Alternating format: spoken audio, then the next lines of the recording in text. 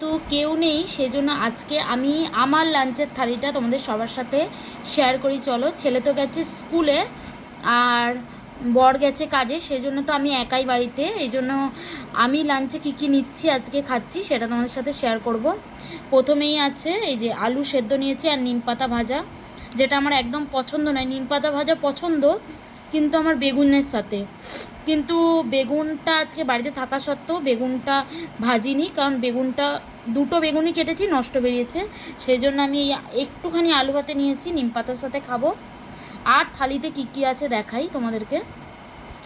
তো দেখো, আমার একটা হেলদি থালি, যেখানে আছে ডাল, নিচে রাখলাম এক বাটি লাউয়ের তরকারি, যেটা আমার বাড়িতে কেউ পছন্দ করে না কিন্তু আমি পছন্দ করি। এদিকে আছে টক দই, সাথে স্যালাড, আর এদিকে আছে পটল আলু দিয়ে ডিমের তরকারি, যেটা আমি পটল আর ডিমটা নিয়েছি, আলুটা একটু কম নিয়েছি। আর এই হচ্ছে আজকে আমার লাঞ্চের থালা। তো লাঞ্চের থালাটা কেমন লাগলো সেটা কিন্তু অবশ্যই কমেন্ট করে জানিও। এ দেখো, নিম পাতা তো আমি খেতে অবশ্যই ভালোবাসি, কিন্তু সেটা বেগুন দিয়ে। এই হচ্ছে রান্নাবান্না, সমস্ত কিছু নিজেই করেছি। এই হচ্ছে আমার লাঞ্চের থালি।